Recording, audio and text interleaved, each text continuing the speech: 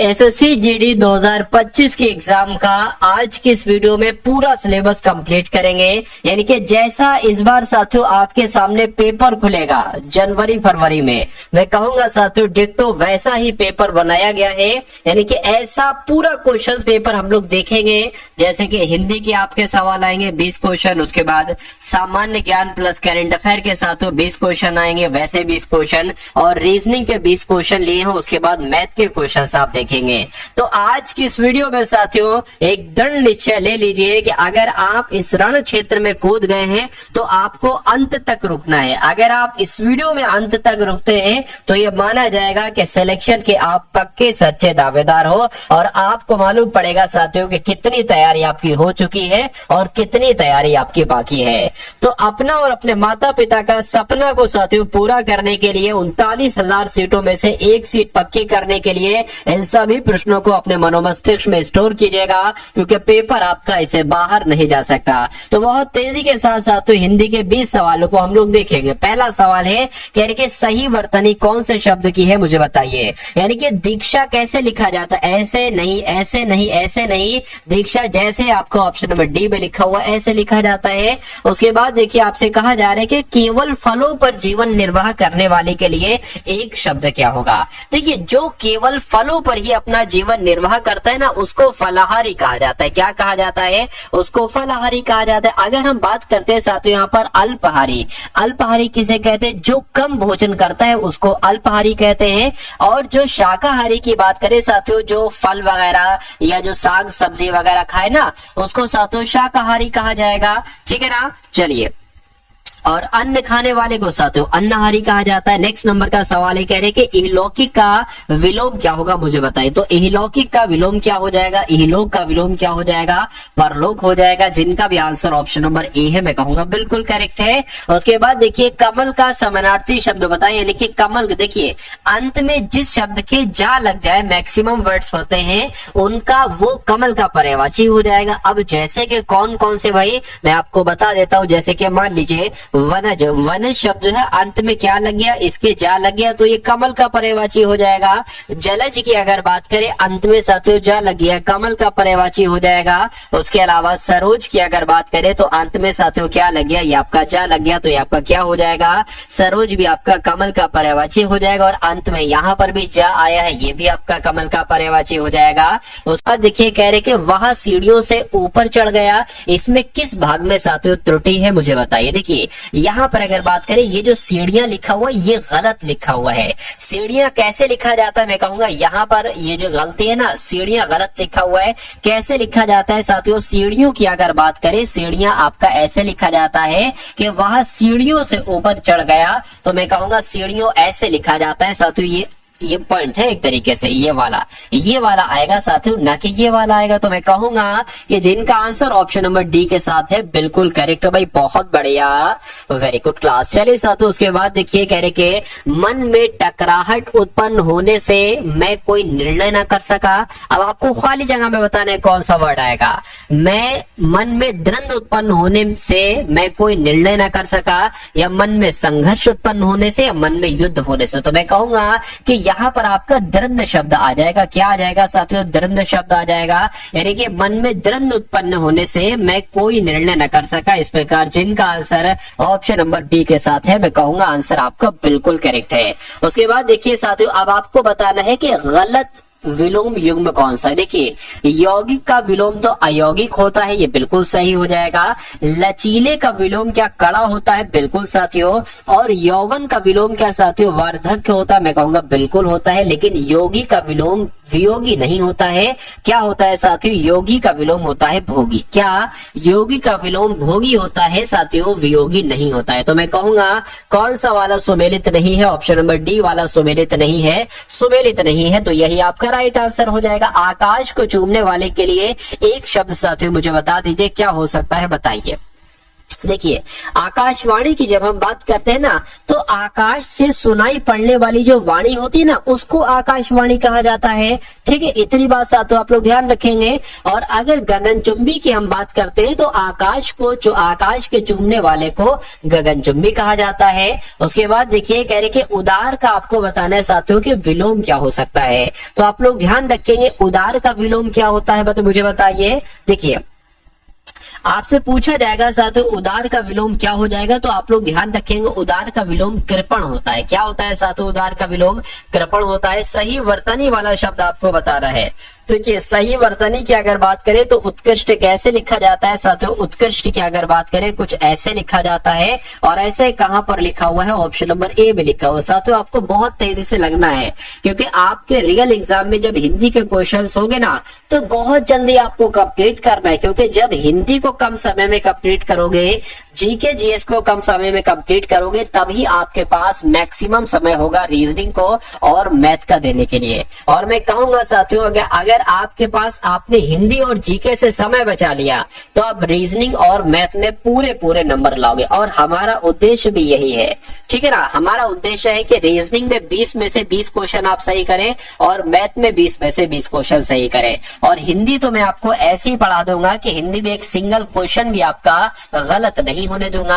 हाँ, अगर साथियों 4-5 क्वेश्चन जीके जीएस में गलत हो जाते हैं या आपको नहीं आते हैं तो कोई दिक्कत नहीं, कम से कम इतनी तैयारी मैं आपको करवा दूंगा 14 सवालों की, कि भाई 20 में से आप 14 सवाल बिल्कुल करेक्ट करके आ जाए अपने एग्जाम में। ठीक है ना। तो अगर आपने साथियों सोच लिया है कि भाई इस बार साम दाम दंड व भेद, यानी कि हर एक तरीके से मुझे सिलेक्शन लेना है, चाहे मुझे दिन रात एक करना पड़े, तो साथियों मैं तैयार हूं आपके सिलेक्शन दिलाने के लिए। लेकिन मेहनत आपको मेरे तरीके से करना होगी। डेली एक क्लास आएगी साथियों, रोजाना किसी भी समय ये क्लास आ सकती है। तो आप चैनल से साथियों जुड़े रहेंगे, टच में रहेंगे, और जैसे वीडियो आए तुरंत उसको साथियों एक तरीके से अपने पूरी वीडियो को अपने मनोमस्तिष्क में स्टोर कर लिया, पूरी वीडियो को आपने समझ लीजिए घोल कर पी लिया। आपका सिलेक्शन कोई छीन नहीं सकता, कोई दुनिया की ताकत आपका सिलेक्शन साथियों कराने से आपका नहीं रोक सकती, क्योंकि आप मेहनत करोगे, मेहनत आपसे मैं कराऊंगा। देखिए, कह रहे कि रंग लाना, इसका मतलब क्या होता है साथियों?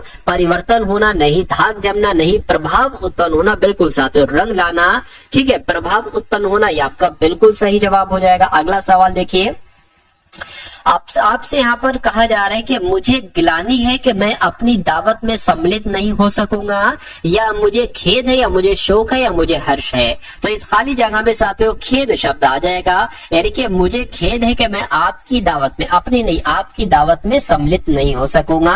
उसके बाद देखिए, सही वर्तनी वाला शब्द बताइए, यानी कि पदार्थ की अगर बात करें तो पदार्थ तो साथियों आप और हम ऐसे लिखते हैं, और ऐसे कहां पर लिखा हुआ है? ऑप्शन नंबर सी में लिखा हुआ है। तो जिनका आंसर यहाँ पर ऑप्शन नंबर सी है, मैं कहूंगा बिल्कुल करेक्ट है। उसके बाद देखिए, कह रहे कि साथियों हिमालय का समानार्थी शब्द क्या होगा, मुझे बताइए। तो हिमालय की जब हम बात करते हैं ना, देखिए हिमालय की जब हम बात करते हैं तो हिमालय को तो साथियों हिमगिरी भी कहा जाता है। क्या हिमालय की अगर बात करें तो हिमगिरी भी कहा जाता है, हिमालय को साथियों पर्वत राज भी कहा जाता है, और हिमालय की अगर बात करें साथियों तो हिमालय को नगराज भी कहा जाता है। तो आपका राइट आंसर अगर है ऑप्शन नंबर सी के साथ, तो मैं कहूंगा कि आंसर आपका बिल्कुल करेक्ट है। साथियों, अगर आपने अभी तक इस वीडियो को लाइक नहीं किया है तो मैं आपसे रिक्वेस्ट करूंगा कि कम से कम वीडियो को तो लाइक कर दीजिए, क्योंकि वीडियो को लाइक करने से आपका कुछ नहीं जाता, लेकिन मुझे बहुत कुछ मिल जाता है, कि मुझे मालूम पड़ जाता है कि हाँ भाई इतने बच्चों में से इतने बच्चों ने वीडियो को लाइक किया है, वीडियो को प्यार दिया है। ठीक है, इससे मेरा मोटिवेशन और साथियों ऊपर चला जाता है, और मैं अगली वीडियो और अच्छे तरीके से आपके सामने पेश करता हूं। अब यहाँ पर अगर बात करें चैनल को साथियों, आपने अभी तक अगर सब्सक्राइब नहीं किया है तो चैनल को भी साथियों तुरंत आप लोग सब्सक्राइब कर लीजिए, क्योंकि सब्सक्राइब अगर आप कर लेंगे तो एसएससी जीडी में आधा सिलेक्शन आपका ऐसे ही हो जाएगा। फिर खाली आपको साथियों सिर्फ अच्छे तरीके से पढ़ाई करना है और सिलेक्शन लेकर अपने माता पिता का सपना पूरा करना है। अब इस सवाल को अगर बात करें, कह रहे कि राम खूब कसरत करता है, क्यों? क्योंकि वह पहलवान बन जाए, इसलिए। यानी कि क्या आएगा यहाँ पर, कि इसलिए कि वह पहलवान बन जाए, या क्योंकि वह पहलवान बन जाए, या ताकि वो पहलवान बन जाए, या इससे वो पहलवान बन जाए। मैं कहूंगा यहाँ पर जो बिल्कुल शुद्ध शब्द आएगा वो ताकि आना चाहिए। यानी कि राम खूब कसरत करता है ताकि वो पहलवान बन जाए, तो ताकि यहाँ पर सबसे सटीक शब्द लग रहा है और यही आपका राइट आंसर हो जाएगा। छली का विलोम आपसे यहाँ पर साथियों पूछा जा रहा है, मुझे बताइए। देखिए धूर्त की अगर बात करें ना साथियों के धूर्त का विलोम क्या होगा, तो धूर्त का विलोम भद्र होता है।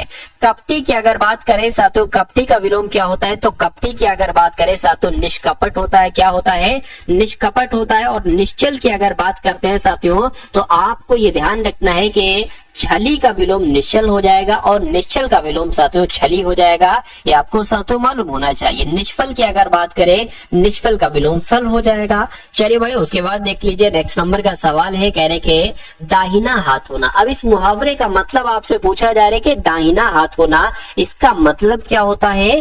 कि धोखा देना नहीं। कहते नहीं भाई, अरे तुम तो मेरे राइट हैंड हो, तुम तो मेरे दाहिने हाथ हो, तो धोखा देना उसका मतलब थोड़ी ना होता है। दुश्मन होना उसका मतलब नहीं होता है। बहुत सहायक होना या चापलूसी करना, चापलूसी करना भी उसका मतलब नहीं होता है। अरे भाई तुम तो मेरे राइट हैंड हो, यानी कि मेरे दाहिने हाथ हो, यानी कि बहुत सहायक हो, तुम मेरे लिए मेरी बहुत मदद करते हो। उसके बाद देखिए अगला सवाल है, कह रहे कि किसी के पीछे पीछे चलने वाले के लिए एक शब्द क्या होगा साथियों, मुझे बताइए। चलिए देखिए, जो भविष्य में आने वाला हो ना, जो भविष्य में आने वाला हो साथियों, उसको क्या कहा जाएगा? उसको आगामी कहा जाएगा। ठीक है ना, उसको क्या कहा जाएगा साथियों? उसको आगामी कहा जाएगा। इतनी बात आप लोग ध्यान रखेंगे। और अगर बात करें किसी के पीछे पीछे चलने वाले को क्या कहा जाता है, तो अनुगामी कहा जाता है। ये आप सभी लोगों को साथियों मालूम होना चाहिए, ध्यान रखना है। चलिए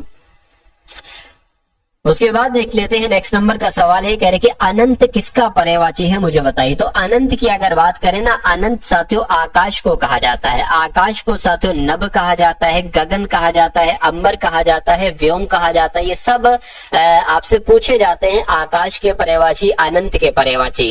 ठीक है ना। यहाँ पर अगर पर्वत की बात करते हैं ना, तो पर्वत को साथियों अचल कहा जाता है, क्योंकि वो चल नहीं सकता। पर्वत को अचल कहा जाएगा। पर्वत को साथियों क्या भूधर कहा जाएगा। क्या साथियों? भूधर भी किसको कहा जाएगा? पर्वत कहा जाएगा। देव की अगर साथियों बात करते हैं, देव को अमृत, अमर भी तो कहते हैं, देव को अमर कहते हैं। और देव की अगर बात करें साथियों, गीर्वाण भी कहते हैं। क्या साथियों? गीर्वाण भी कहते हैं। और समुद्र की अगर बात करें, तो समुद्र को साथियों सागर कहते हैं। क्या कहते हैं? सागर कहते हैं। जल यानी कि जल्दी कहते हैं। किसको? जल्दी भी समुद्र को ही कहते हैं। चलिए भाई, अब उसके बाद देखिए नेक्स्ट नंबर का सवाल है। अब यहाँ पर आपके सामने पूरे सामान्य ज्ञान के क्वेश्चंस होंगे, एकदम टॉप लेवल के, और उसके अलावा करंट अफेयर के क्वेश्चंस भी हम लोग देखेंगे। और उसके बाद रीजनिंग के 20 क्वेश्चन और मैथ के क्वेश्चंस को हम लोग देखेंगे। चलिए, तो पाल वंश के पहले शासक कौन थे साथियों? या शासक पूछे या संस्थापक पूछे तो गोपाल आपको बता देना है। मोहम्मद गौरी किस वर्ष पृथ्वीराज तृतीय से पराजित हुए थे? तो मैं कहूंगा 1191 में साथियों युद्ध हुआ था, तराइन का प्रथम युद्ध। ये आप सभी लोग याद रखें, इसमें मोहम्मद गौरी को पराजित किया था। चलिए उसके बाद देखिए अगला सवाल है, उसके बाद देखिए अगला सवाल है, आपसे पूछा जा रहा है कि जब ईस्ट इंडिया कंपनी की स्थापना हुई तब भारत पर निम्नलिखित में से किसका शासन था? तो ईस्ट इंडिया कंपनी की स्थापना 1600 में हुई थी, यानी कि 1600 में साथियों किसका शासन था? तो मुगलों का शासन था, मुगल सम्राट का शासन था। ये आप लोग ध्यान रखेंगे। और मुगल सम्राट में साथियों किसका शासन चल रहा था? तो मैं कहूंगा अकबर का शासन चल रहा था, क्योंकि अकबर का शासन काल साथियों 1556 से लेकर 1605 तक रहा है। चलिए उसके बाद देख लीजिए नेक्स्ट नंबर का सवाल है, कह रहे कि भारतीय राष्ट्रीय कांग्रेस के उस अधिवेशन के नाम का, उस अधिवेशन के स्थान का नाम बताइए जहां पूर्ण स्वराज को अपना अंतिम लक्ष्य घोषित किया गया था। राइट आंसर आपका साथियों क्या होगा? तो मैं कहूंगा वो तो लाहौर अधिवेशन में हुआ था। यानी कि भारतीय राष्ट्रीय कांग्रेस के लाहौर अधिवेशन की जब हम बात करें तो लाहौर अधिवेशन में ही पूर्ण स्वराज को अपना अंतिम लक्ष्य घोषित किया गया था। उसके बाद देखिए अगला सवाल है, कह रहे कि अलीगढ़ मुस्लिम विश्वविद्यालय की स्थापना किसने की थी? तो सर सैयद अहमद खान की अगर बात करते हैं साथियों, इन्होंने 1875 में, कब? इन्होंने 1875 में साथियों मोहम्मदन एंग्लो ओरिएंटल कॉलेज की स्थापना की थी। बाद में इसका नाम साथियों क्या हो गया? अलीगढ़ मुस्लिम विश्वविद्यालय हो गया। ठीक है ना, यानी कि 1920 में साथियों ये हुआ था। इसका नाम कब चेंज हुआ था? मोहम्मदन एंग्लो ओरिएंटल कॉलेज से जो अलीगढ़ मुस्लिम विश्वविद्यालय हुआ था ना, 1920 में हुआ था। इसकी स्थापना 1875 में की गई थी। चलिए भाई, उसके बाद देखिए कह रहे कि सविनय अवज्ञा आंदोलन का मुख्य उद्देश्य क्या था, मुझे बताइए। तो यहाँ पर अगर बात करते हैं साथियों, सविनय अवज्ञा आंदोलन का मुख्य उद्देश्य क्या था?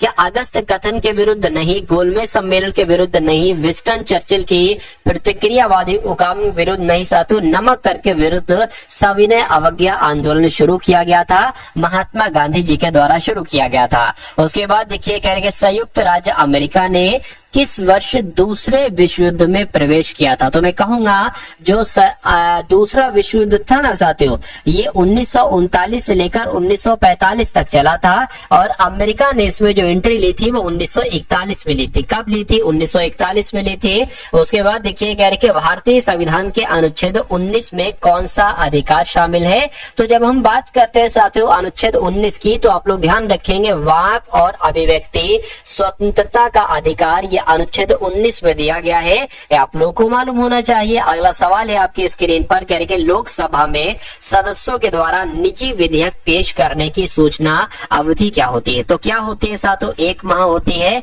आंसर आपका ऑप्शन नंबर ए हो जाएगा। उसके बाद देखिए कह रहे कि निम्नलिखित में से कौन सा अनुच्छेद धन विधेयक को परिभाषित करता है? ये मैं आपको कई बार बता चुका हूं, कई बार आपके एग्जाम में भी पूछा जा चुका है और आने वाले एग्जाम में भी साथियों आपसे पूछा जा सकता है। इसलिए मैं आपको बता देता हूं, धन विधेयक की अगर बात आए तो अनुच्छेद 110 आप लोग ध्यान रखेंगे। उसके बाद देखिए आपसे पूछा जा रहा है भारतीय जनता पार्टी की स्थापना साथियों कब हुई थी? तो 1980 में भारतीय जनता पार्टी की स्थापना हुई थी। किसकी? भारतीय जनता पार्टी की स्थापना साथियों 1980 में हुई थी। आप सभी लोगों को मालूम होना चाहिए। चलिए, और भारतीय जनता पार्टी के नेता की अगर बात करें साथियों, नेता कौन है? तो मोदी जी इसके कौन है? मोदी जी इसके नेता है भारतीय जनता पार्टी के। अगला सवाल है, कह रहे कि अंतरराष्ट्रीय चावल अनुसंधान संस्थान साथियों कहां पर स्थित है? तो ये फिलीपींस की राजधानी मनीला में। कहां पर है साथियों? फिलीपींस की राजधानी मनीला में है। नेक्स्ट नंबर का सवाल है, कह रहे कि भारत और श्रीलंका को अलग करने वाली जल राशि कौन सी है? तो भारत और श्रीलंका को अलग करने वाली जल राशि कौन सी है साथियों? पाक जल संधि। कौन सी है साथियों? पाक जल संधि। लेकिन अगर आपसे पूछा जाए कि जो 10 डिग्री चैनल है ना, ये 10 डिग्री चैनल साथियों छोटा अंडमान और निकोबार को अलग करता है, और 8 डिग्री चैनल की जब हम बात करते हैं तो ये साथियों मालदीव को और लक्षद्वीप को अलग करता है। तो ये जो इंपॉर्टेंट फैक्ट मैंने आपको बतलाए हैं ये आप लोग बहुत अच्छे से याद रखेंगे। दक्षिण भारत का मैनचेस्टर किसे कहा जाता है? क्वेश्चन आपसे बहुत पूछा जाता है, मुझे बताइए। देखिए अगर आपसे पूछ लिया जाए कि उत्तर भारत का क्या, अगर आपसे पूछ लिया जाए कि उत्तर भारत का मैनचेस्टर किसे कहा जाता है, तो आपका आंसर क्या होना चाहिए भाई? कानपुर होना चाहिए। यानी कि उत्तर भारत का मैनचेस्टर तो कानपुर को कहा जाता है। लेकिन अगर आपसे पूछ ले साथियों कि दक्षिण भारत का मैनचेस्टर किसे कहा जाता है, तो साथियों कोयम्बटूर को कहा जाता है। किसे कहा जाता है? कोयम्बटूर को कहा जाता है। यानी कि दक्षिण भारत का मैनचेस्टर कोयम्बटूर को कहा जाता है। यह आपका बिल्कुल करेक्ट आंसर हो जाता है भाई। बहुत बढ़िया, वेरी गुड क्लास। चलिए, अगर आपसे सिर्फ ये पूछ ले कि भारत का मैनचेस्टर किसे कहा जाता है, तो भारत का मैनचेस्टर किसे कहा जाएगा?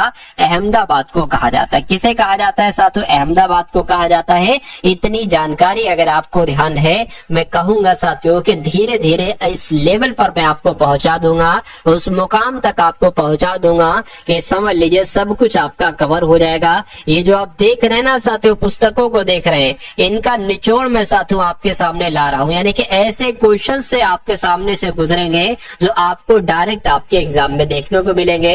कोई दुनिया की ताकत या कोई दुनिया का ऊपर वाले के द्वारा बनाया गया इंसान आपको हरा नहीं सकता, ये समझ लीजिए। अगर ऊपर वाला चाहे कि हाँ भाई इस बंदे का सिलेक्शन ना हो तो मुमकिन है ये बात, लेकिन कोई दुनिया की ताकत आपको साथों नहीं हरा सकती। नेपाली भाषा मुख्य रूप से किस राज्य में बोली जाती है? तो मैं कहूंगा साथियों, नेपाली भाषा की जब हम बात करते हैं कहाँ पर, ये तो सिक्किम में बोली जाती है। ठीक है, कहाँ पर बोली जाती है साथियों? सिक्किम में बोली जाती है। उसके बाद देखिए, हाल ही में मसूद पेजेशकियान ने किस देश के राष्ट्रपति के रूप में शपथ ली है? तो अगर यहाँ पर बात करते हैं साथियों, आप लोग ध्यान रखेंगे, ईरान यहाँ पर आपका राइट आंसर होना चाहिए था। लिखे नहीं, कोई बात नहीं, क्योंकि अभी हाल फिलहाल की बात है साथियों, मसूद पेजेशकियान ये ईरान के राष्ट्रपति बने। कहाँ के साथियों राष्ट्रपति बने हैं? ईरान के राष्ट्रपति बने हैं। उसके बाद देखिए, कहा जा रहा है आपसे कि कुल्हाड़ी बंद पंचायत अभियान, ये क्वेश्चन बहुत इंपॉर्टेंट है, ये अभियान बहुत इंपॉर्टेंट है, क्योंकि ये कहाँ शुरू हुआ है साथियों? राजस्थान में शुरू हुआ है। तो कुल्हाड़ी बंद पंचायत अभियान साथियों राजस्थान में शुरू हुआ है। उसके बाद देखिए, राष्ट्रपति द्रौपदी मुर्मू जी ने किस देश में अंतरराष्ट्रीय शिक्षा सम्मेलन को संबोधित किया है? तो मैं कहूंगा साथियों, इन्होंने न्यूजीलैंड में किया है। यानी कि राष्ट्रपति द्रौपदी मुर्मू जी ने जो राष्ट्रपति अंतरराष्ट्रीय शिक्षा सम्मेलन है, इसको न्यूजीलैंड में संबोधित किया है। उसके बाद देखिए, किस एयरपोर्ट पर पंजाब सहायता केंद्र खोला जाएगा? तो अगर यहाँ पर साथियों बात करें कि दिल्ली एयरपोर्ट आपका राइट आंसर होगा, मैं कहूंगा बिल्कुल आपका राइट आंसर दिल्ली एयरपोर्ट हो जाएगा, क्योंकि दिल्ली एयरपोर्ट पर ही साथियों पंजाब सहायता केंद्र खोला जाएगा। अब उसके बाद देखिए, कहा जा रहा है कि किस विधानसभा में एंटी पेपर लीक विधेयक पास हुआ है? तो किसकी बात चल रही है? मैं कहूंगा बिहार की बात चल रही है, क्योंकि बिहार राज्य विधानसभा में ही एंटी पेपर लीक विधेयक पास हुआ है। उसके बाद देखिए, तो अब आपके सामने देखिए, आपने साथियों यहाँ पर क्वेश्चन देखे, अब आपके सामने कौन से क्वेश्चन साथियों ओपन हो चुके हैं? रीजनिंग के क्वेश्चन अब आपके सामने आ चुके हैं। तो रीजनिंग के साथियों पूरे 20 के 20 क्वेश्चन हम लोग देखेंगे, और आप चेक कीजिएगा कि आखिर आपका लेवल कितना है साथियों, आपकी तैयारी कितनी हो चुकी है। यानी कि सवाल कैसे आपसे एग्जाम में पूछा जाएगा, जरा देखिए कि एक कागज का टुकड़ा है, इसको बीच से फोल्ड किया जाता है साथियों, बीच से इस ये वाला पार्ट इसके ऊपर आ जाता है, और आपके पास अब एक ऐसी आकृति का कागज आ गया। अब कागज को यहाँ से मोड़ा जाता है और ये वाला पार्ट इसके ऊपर ला दिया जाता है, और अब आपके पास एक ऐसा क्या आ गया है? कागज का टुकड़ा आ गया। आपने क्या करा? आप एक गोल छेद यहाँ करते हैं, आप एक चौकोर छेद यहाँ करते हैं, और एक बड़ा चौकोर छेद यहाँ पर करते हैं। तो आपसे ये कहा जा रहा है कि जब इसके चारों कोनों को खोला जाता है, ओपन किया जाता है, तो ये कैसा दिखाई देगा? ऐसा, ऐसा, ऐसा या साथियों ऐसा? मुझे बताइए। देखिए, यहाँ पर अगर बात करें, जाहिर सी बात है, जब ये बड़ा वाला यहाँ पर है ना, तो एक बड़ा वाला यहाँ पर बनेगा। एक सेकंड रुकिए, मैं ब्लैक ले लेता हूँ साथियों इसके लिए। चलिए, तो एक ब्लैक साथियों यहाँ पर है ना, तो एक ब्लैक मेरा मानना है कि यहाँ पर भी हो जाएगा। एक यहाँ पर चौकोर है तो एक यहाँ पर चौकोर हो जाएगा, और एक साथियों यहाँ पर आपका गोला है ना, तो आपका एक यहाँ पर गोला हो जाएगा। इतनी बात क्लियर है? कहिए बिल्कुल क्लियर है। चलिए, कोई दिक्कत नहीं। अब देखिए क्या होगा। अब देखिए, जब साथियों ये यहाँ पर चौकोर एक है, एक यहाँ पर, तो मैं कहूंगा यहाँ पर भी साथियों एक चौकोर आ जाएगा, और यहाँ पर भी एक चौकोर आ जाएगा, और यहाँ पर एक चौकोर आ जाएगा ये वाला, और यहाँ पर एक चौकोर आ जाएगा। ये जीरो जो यहाँ पर है वो एक यहाँ पर आ जाएगा, और एक कहाँ पर आ जाएगा? यहाँ पर आ जाएगा। तो ऐसा आपको कहाँ पर दिख रहा है? मैं कहूंगा ऐसा तो सिर्फ और सिर्फ मुझे ऑप्शन नंबर डी में ही नजर आ रहा है। तो इसलिए आंसर आपका जो जाएगा वो किस ऑप्शन के साथ जाएगा? वो ऑप्शन नंबर डी के साथ जाएगा। दी गई शीट को मोड़कर एक घन बनाया जाता है, और इस प्रकार निर्मित घन में प्लस क्या लिखा हुआ साथियों? यहाँ पर प्लस चिन्ह वाले फलक के विपरीत फलक पर कौन सा हो जाएगा? इतनी सी बात आपसे पूछी जा रही। देखिए, अब मैं आपको सिंपल सी एक चीज बता देता हूँ। ये क्या बना हुआ? ये @ बना हुआ। अगर आपसे पूछा जाता कि @ वाले फलक के विपरीत फलक पर कौन सा चिन्ह होगा, तो आप क्या करते हैं? एक को छोड़कर ये वाला, यानी कि @ अगर आपसे पूछा जाता तो साथियों हैशटैग हो जाता आंसर आपका। लेकिन अगर आपसे पूछा जाता है ये इस टाइप का है, ठीक है, डॉलर टाइप का है, तो अगर इसका विपरीत आपसे पूछा जाता है तो आप क्या बताते साथियों? आपको बताना पड़ता प्रतिशत। लेकिन पूछा गया है कि प्लस का क्या होगा। अब बचा क्या साथियों? प्लस का क्या हो जाएगा? बराबर हो जाएगा। यानी कि प्लस का अगर पूछे तो साथियों आपको क्या बता देना है? बराबर आपको बतला देना है। मैं कहूंगा कि बराबर कहां पर है? ऑप्शन नंबर बी में है। तो ये क्या है? ये आपका साथियों बिल्कुल करेक्ट आंसर हो जाएगा। उसके बाद देखिए साथियों, नेक्स्ट नंबर का सवाल है, कहा जा रहा है कि अब आपको इसमें डिक्शनरी के अकॉर्डिंग लगाना है। एक सवाल ऐसा आता ही आता है। अब देखिए और मुझे बताइए कि आपका राइट आंसर साथियों यहाँ पर किस ऑप्शन के साथ जाएगा। देखिए यहाँ पर अगर साथियों बात करें ना, अब PEG लिखा हुआ, यहाँ पर PER PER PER PER लिखा हुआ, तो PEG यानी कि जी तो पहले आ जाएगा आहार से, तो ये साथियों सबसे पहले आ गया। अब उसके बाद साथियों कौन सा आ जाएगा, देखिए PERSIS लिखा हुआ है, RO। अब यहाँ पर अगर बात करें ना, O होता है साथियों पहले, ठीक, एस होता है बाद में, लेकिन सी यहाँ पर आ गया, सी तो सबसे पहले होगा, एफ से भी पहले होगा, तो अब 4 आ जाएगा और उसके बाद साथियों 5 आ जाएगा, ये एफ वाला, ये भी हो गया, ये भी हो गया। अब इसमें से साथियों देखिए एस पहले आता है या ओ, मैं कहूंगा ओ पहले आता है, तो 3 आ जाएगा और साथियों फिर आपका 2 आ जाएगा। यानी कि अब अगर यहाँ पर बात करें कि 145 32 कहाँ पर लिखा हुआ है, तो ऑप्शन नंबर बी में लिखा हुआ है, तो ये आपका ऑप्शन नंबर बी नहीं बल्कि सी में लिखा हुआ, तो ऑप्शन नंबर सी आपका बिल्कुल करेक्ट आंसर हो जाएगा। अब उसके बाद अगर बात करें कि यदि दर्पण को दाईं ओर रखा जाता हो तो दिए गए संयोजन के सही दर्पण प्रतिबिंब क्या बनेगा, मुझे बताइए। यानी कि अगर यहाँ पर दर्पण में रख दूं तो ये कैसा दिखेगा दर्पण में। मैं आपको कई बार बता चुका हूं कि जो सबसे अंत में होता है वो सबसे पहले दिखाई देता है, यानी कि के ऐसा दिखेगा, ठीक है। ये क्यू बना है तो ये साथियों पी की हालत में आ जाएगा। ये एक कुछ ऐसा करके दिखेगा, 2 कुछ ऐसा करके दिखेगा, एन की अगर बात करते हैं साथियों कुछ ऐसा दिखेगा, एन और जी की अगर बात करें साथियों ऐसा दिखेगा।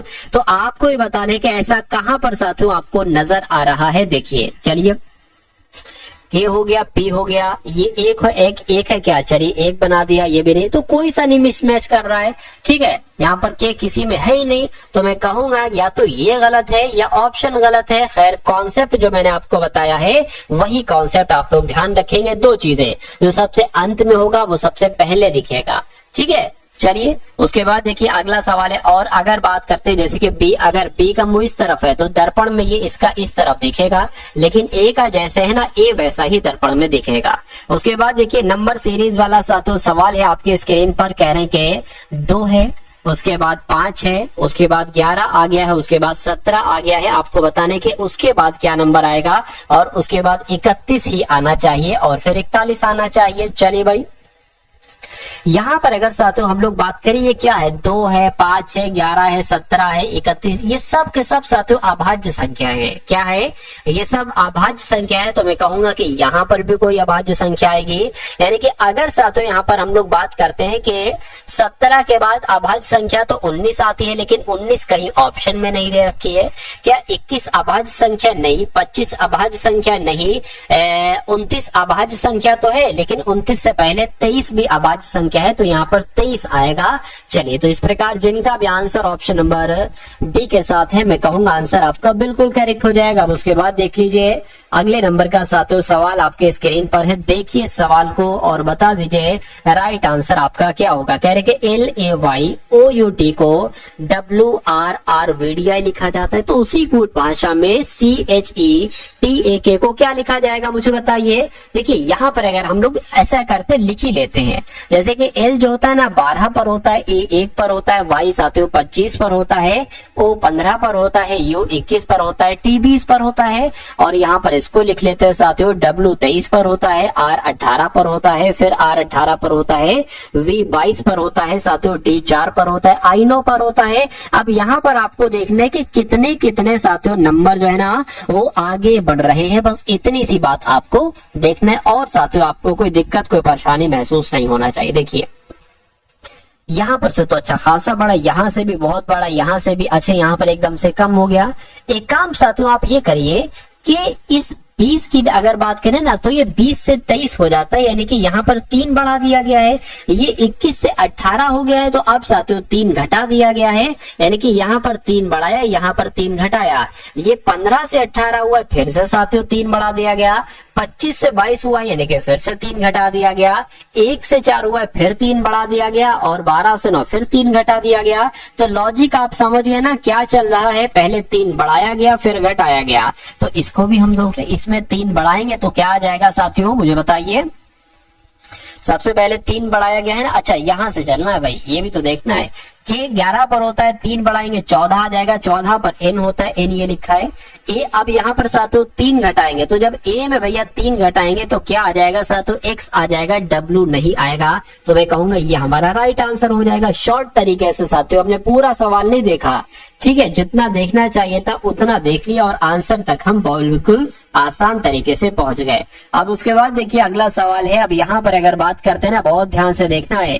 यानी कि 36 a है, ब्रैकेट में 15 c 4 है, b है, ब्रैकेट में 21 a 13 है, और फिर a 24 है, d है, और ब्रैकेट में 16 है, d 2 है। आपसे कहा जा रहा है कि यदि a का अर्थ प्लस है, यानी कि जहां पर आपको a देखने को मिले प्लस लिख देना, जहां पर आपको साथियों b देखने को मिले ना वहां पर माइनस लिख देना, जहां पर आपको c देखने को मिले गुणा कर देना, और जहां पर आपको d देखने को मिले मेरे हिसाब से यहाँ पर भाग होना चाहिए तो वहां पर भाग लिख देना, बस इतनी सी बात है। अब नंबर को जरा लिख लीजिए, जिसके 36 हो गया, ब्रैकेट में 15 और 4 आ जाएगा, और साथियों यहाँ पर फिर ब्रैकेट में 21 और 13 आ जाएगा, और फिर साथियों क्या आ जाएगा, 24 आ जाएगा, ठीक है ना, और फिर ब्रैकेट में साथियों 16 और 2 आ जाएगा। यहाँ पर क्या है, डी है, डी का मतलब भाग होता है, तो ये मैंने भाग लिख दिया। यहाँ पर डी है, डी का मतलब साथियों भाग होता है। यहाँ पर ए है, ए का मतलब साथियों प्लस है। यहाँ पर क्या है, ए का मतलब प्लस है, ठीक है ना। अब यहाँ पर बी आ जाएगा, बी का मतलब माइनस है। यहाँ पर सी है, सी का मतलब गुणा है,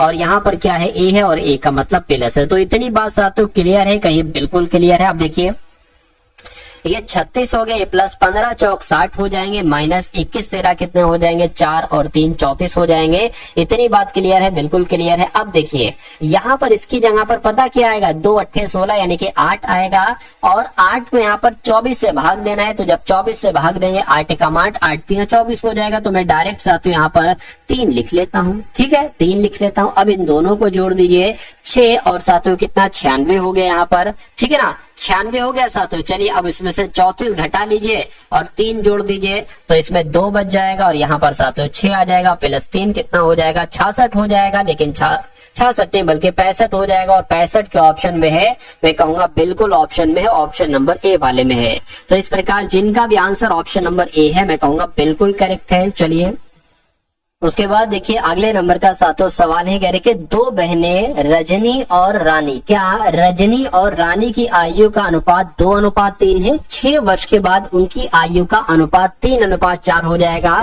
तो कह रहे कि रजनी की वर्तमान आयु साथियों आपसे यहाँ पर पूछी जा रही है। देखिए ये सवाल कहने को तो मैथ के चैप्टर का है, लेकिन ये सवाल रीजनिंग के सेक्शन में भी आपसे पूछा जा सकता है, और ये डिक्टो सवाल पूछा जाएगा। बस फर्क क्या होगा साथियों, फर्क की जब हम बात करें तो फर्क सिर्फ जो अनुपात है ना ये चेंज हो जाए, बस बाकी और सब कुछ सेम रहेगा, नाम थोड़ा बहुत हो सकता हो चेंज हो जाए। इस सवाल को आप कैसे करेंगे, देखिए 2 बहनें हैं रजनी और रानी, इनका आयु का अनुपात कितना है 2x और कितना है साथियों 3x है।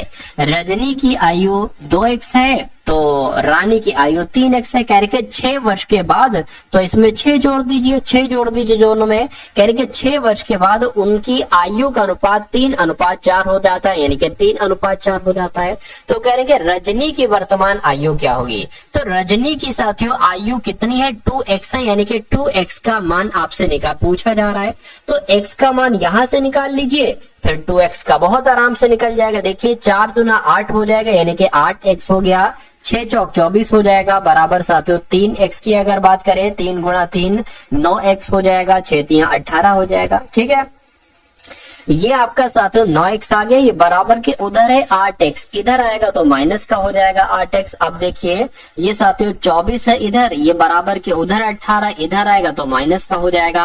अब 8 9x में से 8x जाएगा साथियों, x बराबर कितना बचेगा 24 में से 18 गया 6 बचेगा। यानी कि अब अगर बात करें रजनी की वर्तमान आयु आपसे पूछी जा रही है, और रजनी की वर्तमान आयु 2x है। जब x बराबर 6 है तो 2x बराबर साथियों क्या हो जाएगा 2 गुणा 6 हो जाएगा, यानी कि 12 वर्ष साथियों रजनी की उम्र निकल कर आएगी। तो 12 वर्ष आपका राइट आंसर हो जाएगा। अगर आपसे पूछता कि रानी की वर्तमान उम्र कितनी है, तो साथियों 3x है, यानी कि 3 गुणा 6 हो जाता, तो मैं कहता 18 वर्ष रानी की वर्तमान उम्र है। तो ये कॉन्सेप्ट साथियों आप लोग ध्यान रखेंगे, कॉन्सेप्ट आपके एग्जाम में जरूर पूछा जाता है। चलिए मैं उसके बाद देखिए पूरे 20 क्वेश्चन लिए हैं, एक ना कम एक ना ज्यादा, यानी कि 20 के 20 अगर ऐसे क्वेश्चन आते रहे हैं तो आप कितने क्वेश्चंस बिल्कुल सही कर पाते हैं, ये एक बार मुझे कमेंट सेक्शन में आप लोग जरूर बताइएगा। देखिए कह रहे कि 6 से 22 हुआ है, ठीक है, 22 से 70 हुआ है, 70 से 214 हुआ है, 214 से यहाँ पर कौन सा नंबर होगा और उस नंबर के बाद 1942 ही आना चाहिए। तो इसको साथियों हम थोड़ा सा पता करने की कोशिश करते हैं कि भाई यहाँ पर क्या है। अभी मुझे भी नहीं पता है कि यहाँ पर आखिर लॉजिक क्या लगा है। हम कोशिश करेंगे, ट्राई करेंगे, एक नंबर के बाद दूसरा नंबर कैसे आया है और ट्राई करेंगे। तो आपको पता है कि ट्राई करने वालों की कभी हार नहीं होती, यानी कि कोशिश करने वालों की कभी हार नहीं होती है। देखिए 6 से 22 कैसे हुआ है, अगर आप देखना कि कभी भी एकदम गैप बहुत ज्यादा होने लगे तो वहां पर गुणा का इस्तेमाल किया, वहां पर प्लस नहीं होगा कि ये भाई यहाँ पर 18 प्लस कर दिया या 16 प्लस कर दिया, नहीं, वहां पर गुणा होगा। तो 6 से जरा सा 22 की अगर बात करें नजदीक लाने के लिए हम इसकी 3 से गुणा कर दें और इसमें 4 जोड़ दें, 6 3 18 प्लस 4 22 हो जाएगा। उसी प्रकार इसकी 3 से की है तो इसकी 3 से करेंगे, कितना हो जाएगा, 66 हो जाएगा, 22 3 66 हो जाएगा। इसमें भी अगर 4 जोड़ देते हैं तो 70 आ जाएगा, ठीक है ना। अब 70 की गुणा भी हमें 3 से ही करना पड़ेगी, कितना हो जाएगा, 7 21 यानी कि 210 हो जाएगा। तो 210 में अगर 4 जोड़ दो तो 214 आ जाता है। अब 214 की भी हमें 3 से गुणा करना पड़ेगी, साथियों करा लीजिए, यहाँ पर कोई दिक्कत नहीं। 4 3 12, 3 1 3 और 1 4, 3 दूना कितना हो जाएगा, 6 हो जाएगा। तो इसमें साथियों आपको 4 जोड़ना पड़ेगा, क्या जोड़ना पड़ेगा, 4 जोड़ना पड़ेगा, तो 646 हो जाएगा। मैं कहूंगा बिल्कुल 646 यहाँ पर आ जाएगा। अभी हमें नहीं पता ये आंसर हमारा सही है या नहीं सही है, इसको चेक करने के लिए वैसे तो आप लगा सकते हो कि 646 आंसर हो जाए, लेकिन अगर आपको अभी भी शक है कि 646 होगा या नहीं होगा तो आप साथियों इसकी गुणा 3 से कराइए 646 की, उसमें 4 जोड़ दीजिए। अगर ये आ जाता है तो आपका वो आंसर हो जाएगा। वैसे मैं कहूंगा कि भाई इतनी आपने यहाँ पर देखा तो यही आंसर ही होगा। इसको चेक करके साथियों करके आपको अगले नंबर के क्वेश्चन पर बढ़ जाना है। यहाँ पर साथियों क्या लिखा हुआ है, भाई आकृति नहीं है, कागज को काटने पर यहाँ पर कोई आकृति होना चाहिए थी, आकृति लगाना वो भूल गया साथियों टाइपिस्ट, कोई दिक्कत नहीं है। चलिए अगले नंबर का साथियों सवाल है, कह रहे कि फ्लोट को ROU लिखा जाता है, ठीक है भैया, फ्लोट को साथियों ROU लिख दिया।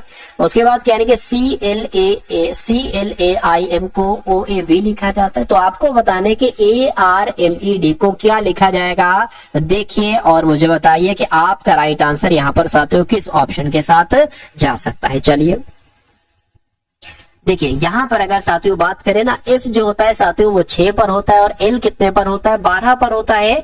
और O की अगर बात करें साथियों 15 पर होता है, A 1 पर होता है साथियों। T की अगर बात करें तो ये साथियों कितने पर होता है, 20 पर होता है, A 1 पर होता है। अब देखिए यहाँ पर ये बना है 18 और 15 और साथियों 21 बना है। देखिए थोड़ा सा अगर आप ध्यान लगाएंगे आप देखेंगे कि ये 1 और 20 को जोड़ दिया गया है, 21 आ गया है।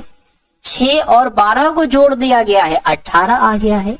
15 की जगह 15 आ जाएगा, यानी कि लॉजिक जो है वो समझ गए ना साथियों। अब देखिए साथियों यानी कि इसको आपस में जोड़ देना है, तो 1 और 18 18 पर आता है, इसको जोड़ोगे कितना आएगा साथियों, 19 आएगा। और 19 पर एस होता है, यहाँ पर ओ जैसा है ना वैसा ही ओ है, जैसा बीच वाला लेटर वैसा ही ये है, यानी कि एम की जगह पर एम आ जाएगा। और इसको जरा जोड़ो 5 + 4 यानी कि 9 आ जाएगा। तो मैं कहूंगा 9 पर क्या आता है, आई आता है, यानी कि SMI। तो SMI कहां पर लिखा हो, मैं कहूंगा ऑप्शन नंबर ए में लिखा हुआ है। तो इस प्रकार ये लॉजिक बिल्कुल नया था और ये एग्जामिनर ने हो सकता हो शायद अभी तक साथियों पूछा हो, लेकिन आपसे अब पूछा जा सकता है ये लॉजिक। तो ये एक्सपेक्टेड लॉजिक है और मेरा मानना है कि इस बार आपसे ये लॉजिक पूछा जरूर जाएगा। चलिए भाई उसके बाद देखिए कह रहे कि विटीकल्चर का संबंध अगर अंगूर से है तो फ्लोरिकल्चर का संबंध साथियों किससे होगा, मुझे बताइए। देखिए असल में होता ऐसा है कि अंगूर के उत्पादन को विटीकल्चर कहा जाता है। क्या कहा जाता है, विटीकल्चर कहा जाता है।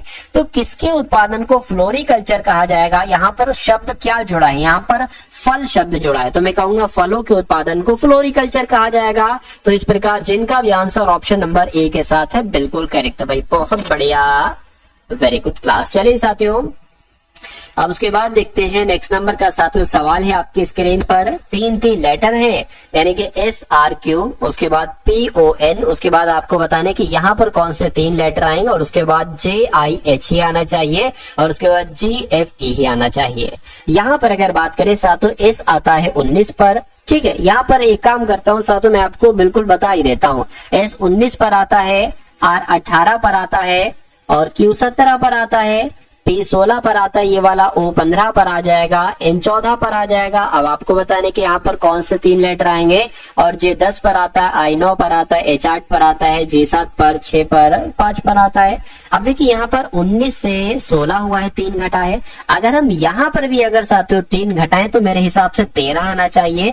13 आना चाहिए तो 13 में 3 घटाया जाता है तो 10 आता है और 10 में 3 घटाया जाता है तो 7 आता है, यानी कि यहाँ पर 13 आ जाएगा। 13 का मतलब क्या होता है साथियों, M होता है, तो M एक यहाँ पर है, एक यहाँ पर है। अब देखिए 18 से 15 हुआ, 3 घटाया गया है। 15 से अगर 3 घटाएंगे तो 12 आना चाहिए। 12 से अगर 3 घटाएंगे तो 9 आता है। 9 से 3 घटाएंगे 6 आएगा, यानी कि 12 की जगह पर साथियों क्या होता है, 12 का मतलब होता है साथियों L, ठीक है। तो ML कहां पर लिखा हुआ, ऑप्शन नंबर बी में लिखा हुआ, तो यहीं पर आप अब रुक जाइए और यही आपका राइट आंसर हो जाएगा। आगे अगर आप चेक करेंगे तो ये टाइम वेस्टिंग है, लेकिन अभी हम लोग यहाँ पर सीख रहे हैं। तो जब सीखता है इंसान तो A to Z सब कुछ देखता है। 17 से 3 घटाया 14 हो गया, 14 से 3 घटाएंगे 11 आ जाएगा, 11 पर साथियों क्या आता है, तो मैं कहूंगा ML के ही आपका बिल्कुल करेक्ट आंसर हो जाता भाई। बहुत बढ़िया, वेरी गुड क्लास। चलिए साथियों अब उसके बाद देख लीजिए नेक्स्ट नंबर का सवाल है। यहाँ पर भी साथियों आकृति नहीं लग पाई है, चलिए कोई दिक्कत नहीं है। अब उसके बाद देखिए अगले नंबर का साथियों सवाल है और ये बहुत शानदार सवाल है, एक अच्छा कॉन्सेप्ट है। देखिए कहा जा रहा है साथियों यहाँ पर आपसे, ये अगर बात करते हैं साथियों यहाँ पर कुछ दिक्कत हो गई भाई। अच्छा ये एक अलग क्वेश्चन है, ठीक। इसमें क्या किया है, एक ही मैच कर, ये एक अलग क्वेश्चन है और ऊपर वाला जो है ना ये एक अलग क्वेश्चन है। चलिए कोई दिक्कत नहीं है साथियों, ठीक है। अच्छा ये ऑप्शन नंबर ए है, ये ऑप्शन नंबर बी है, ये ऑप्शन नंबर सी है, ये डी है। अब यहाँ पर साथियों सबसे पहले आप इसको देखिए कि ये ब्लड रिलेशन वाला सवाल है, ये आप कैसे कर सकते हैं। देखिए यानी कि एक लड़के की ओर इशारा करते हुए रंजीता कहती है, तो रंजीता की अगर हम बात करते हैं, रंजीता एक लड़के की तरफ इशारा कर रही है, एक लड़के की तरफ इशारा कर रही है और कह रही है कि वह मेरे पति, यानी कि रंजीता के कोई पति होंगे। रंजीता के पति के ससुर कौन होंगे, रंजीता के पिताजी होंगे। क्या इनके पिताजी होंगे, तो रंजीता के पिता की इकलौती पुत्री, रंजीता के पिता की इकलौती पुत्री, ये अपनी खुद की बात कर रही है, यानी कि इसके रंजीता के ही पुत्र, रंजीता का पुत्र मान लीजिए साथियों ये हो गया। रंजीता के पुत्र के पिता, रंजीता के पुत्र के पिता कौन होंगे, ये होंगे रंजीता के पिता के पुत्र की इकलौती बहन मान लीजिए साथियों ये हो गई, ठीक है ना। यानी कि रंजीता के पति की बहन का पुत्र, तो का पुत्र कौन हो गया साथियों, ये हम मान लेते हैं, ठीक। यही तो है, इस लड़के के बारे में बताया जा रहा है कि भैया रंजीता के पति की बहन का पुत्र है, ये लड़का है। तो पूछा क्या जा रहा है कि उस लड़के की माँ का रंजीता से, रंजीता के पति से क्या संबंध है, आपसे यहाँ पर पूछा जा रहा है। देखिए उस लड़के की माँ का, यानी कि इस लड़के की अगर माँ की बात करें, इस लड़के की माँ का रंजीता के पति से क्या संबंध है, रंजीता के पति से क्या संबंध है, यानी कि इस लड़के की माँ ये हो जाएंगी, तो ये अपने भाई को ही भाई कहेंगी। तो पति से क्या संबंध है इसकी, रंजीता के, तो ये साथियों अपनी बहन इसको कहेगा, बहन कहेगा, तो मैं कहूंगा बहन आपका बिल्कुल करेक्ट आंसर हो जाएगा। तो आपका राइट आंसर साथियों जो जाएगा वो किस ऑप्शन के साथ जाएगा, मैं कहूंगा ऑप्शन नंबर डी के साथ जाएगा। क्वेश्चन बहुत एक तरीके से स्ट्रॉन्ग क्वेश्चन था, स्ट्रॉन्ग कॉन्सेप्ट था साथियों ये। अब हम लोग साथियों इस सवाल को देख लेते हैं कि ये सवाल भी एक तरीके से साथ में ही मिक्स कर दिया गया, इसमें कोई दिक्कत नहीं है साथियों। कहा गया है साथियों आपको बताने की इंग्लिश डिक्शनरी के अकॉर्डिंग साथियों कैसे क्या होगा, यानी कि सबसे पहले कौन सा लेटर आएगा, तो ACO लिखा हुआ, ACA लिखा हुआ, ACC, ACC, ACT लिखा हुआ, तो मैं कहूंगा ये सबसे पहले आएगा 2 वाला, ठीक है। उसके बाद साथियों क्या आ जाएगा यहाँ पर, अब यहाँ पर ACO है, ये नहीं आएगा, ACC, ACCO, ACCE वाला आ जाएगा, तो यानी कि 3 आ जाएगा यहाँ पर, ये वाला भी हो गया। अब साथियों कौन सा आ जाएगा देखिए जरा, ठीक है। अब साथियों देखिए ये है आपका ACC और ये ACT हो जाएगा, तो यही आ जाएगा, 4 वाला आ जाएगा। अब बचा क्या साथियों, अब बचा क्या, ACO आएगा, ये ACT आएगा, तो ACO आएगा यानी कि ये आ जाएगा, और फिर 5 वाला आ जाएगा। तो 234 15 कहां पर लिखा हुआ है, ऑप्शन नंबर ए में लिखा हुआ है, ऑप्शन नंबर ए में लिखा हुआ है। तो ये क्या होगा, ये आपका साथियों बिल्कुल करेक्ट आंसर हो जाता है भाई। बहुत बढ़िया, वेरी गुड क्लास। चलिए अब उसके बाद देख लीजिए साथियों, नेक्स्ट नंबर का सवाल है आपकी स्क्रीन पर। इसको देखिए साथियों और मुझे बताइए कि आपका अगला सॉल्यूशन इसका क्या होगा। यानी कि यहां पर आपसे कहा यह गया है कि भैया 7 से 113 बनाया गया है। यहां पर कहा गया है कि 15 से 481 बनाया गया है। तो आपको बताना है 11 से कौन सा नंबर बनाया जा सकता है। साथियों देखिए और मुझे बताइए, यहां पर एक कॉन्सेप्ट लगा है कि 7 से 113 कैसे बनाया गया है। तो 7 से अगर आप देखिए, इसमें लॉजिक क्या लगा है, कॉन्सेप्ट क्या लगा है। अगर हम इसका स्क्वायर कर देते हैं, यानी कि इस 7 का अगर स्क्वायर कर देते हैं और उसमें 2 से गुणा कर देते हैं, तो ये 49 गुणा 2 कितना हो जाता है, मैं कहूंगा साथियों 98 हो जाएगा। लेकिन ये 113 है, तो साथियों हमें क्या करना पड़ेगा, इसके डबल से, यानी कि साथियों हमें क्या करना पड़ेगा, इसका डबल इसमें जोड़ देना पड़ेगा। यानी कि इसमें साथियों 114 जोड़ देना पड़ेगा। तो ये कितना हो जाएगा, ये 12 हो गया, और ये साथियों 10 11 112 है। लेकिन फिर भी हमें 1 जोड़ना पड़ेगा, तो ये 113 मिलेगा। ठीक है ना। अब इसकी अगर बात करें साथियों, 11 से हमें क्या नंबर मिलेगा, हमने इसमें क्या किया था, पहले उस नंबर का स्क्वायर कराया था और फिर उसकी गुणा साथियों 2 से कर दी थी। यानी कि 121 गुणा 2 कितना आ जाएगा, 242 आ जाएगा। इतनी बात क्लियर है क्या, ये बिल्कुल क्लियर है। देखिए उसके बाद साथियों इसका डबल से हमने उसको जोड़ दिया था, यानी कि यहाँ पर 22 जुड़ जाएगा और उसमें भी हमने 1 जोड़ दिया था, तो 242। और ये कितना हो जाएगा, ये साथियों 4 5 5 यहाँ पर आ गया, और ये आपका साथियों 2 4 यहाँ पर 6 हो गया, और ये 2 हो गया, यानी कि 265 साथियों 11 से बन जाएगा। तो 265 के ऑप्शन में है, मैं कहूंगा बिल्कुल ऑप्शन में है, ऑप्शन नंबर सी वाले में है। चलिए भाई अब उसके बाद देख लीजिए, नेक्स्ट नंबर का सवाल है। इस सवाल को साथियों देखिए और मुझे आंसर बताइए कि आखिर इस सवाल का जवाब क्या हो सकता है। चलिए देखिए, कहने के सभी चूहे कुत्ते हैं, तो मान लेते हैं साथियों ये क्या हो गए, ये चूहे हो गए, और कह रहे कि सभी चूहे जो है ना, सभी चूहे कुत्ते हैं, सभी चूहे कुत्ते हो गए। उसके बाद कह रहे कि कुछ चूहे मुर्गियां हैं, तो मान लेते हैं साथियों इतने चूहे, क्या इतने चूहे कौन हो जाएंगे साथियों, इतने चूहे मुर्गियां हो गई, इतने चूहे मुर्गियां हो गई। अब निष्कर्ष को देखिए और मुझे बताइए कि कौन सा निष्कर्ष सही है, कौन सा निष्कर्ष गलत है। कह रहे कि कुछ चूहे कुत्ते हैं, कुछ चूहे कुत्ते हैं, यहाँ पर तो सभी चूहे कुत्ते हैं। ठीक है, सभी चूहे कुत्ते हैं, तो कुछ चूहे कुत्ते हैं, ये गलत नहीं हो सकता, ये सही हो जाएगा।